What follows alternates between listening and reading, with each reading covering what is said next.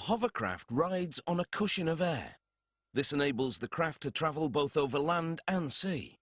The concept actually dates back to 1870, but it wasn't until the middle of the 20th century that British inventor Sir Christopher Cockerell perfected the idea and got it off the ground. This model of hovercraft is equipped with a single fan. It both inflates the skirt, lifting the vessel about 25 centimeters, and then creates thrust to propel the hovercraft over almost any surface.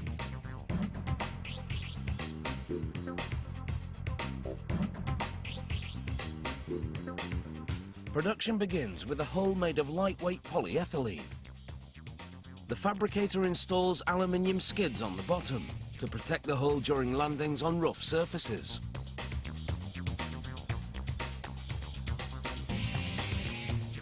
He screws plastic attachments for the hovercraft skirt into pre-marked positions on the hull. The technician drills 65 holes around the hull. The fan's air will pass through these holes to fill the hovercraft skirt. The hull consists of a thick hard outer layer and a low-density inner layer that makes the construction buoyant. It's what keeps the hovercraft afloat when it stops on water.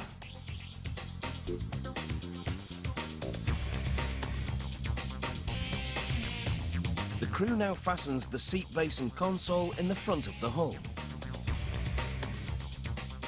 Once it's secure, they fit the gauge panel in its slot.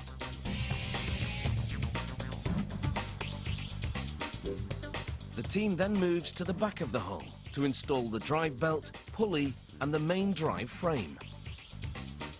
This pulley will transfer power from the engine to the fan.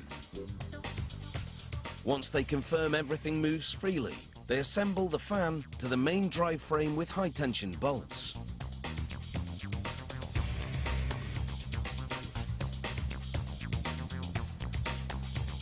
This duct will divide the fan's air into two streams.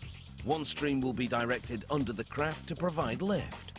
The other will be channeled out the back to generate thrust.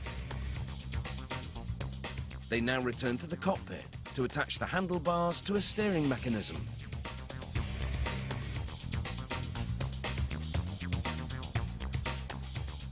The engine can be either 2-stroke or 4-stroke, depending on the amount of power required. They connect it to the drive assembly and protect that connection with metal casing.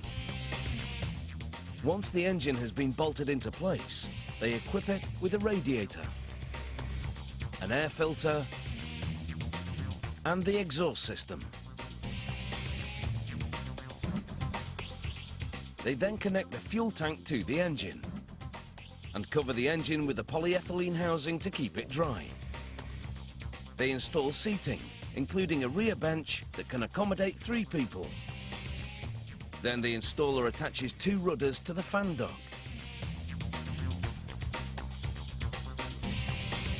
He links them with a bar so they'll move in tandem.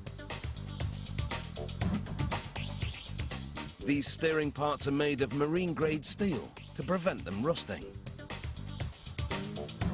A quick check confirms the rudders are operational.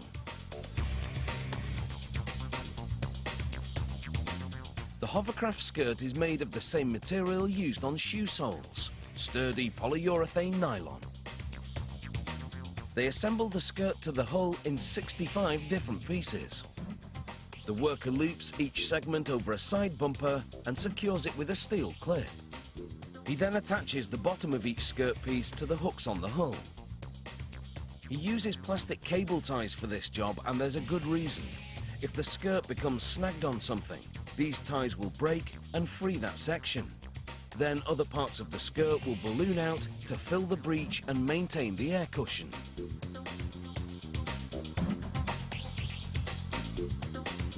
And they also won't have to replace the whole skirt, just the section that's been damaged.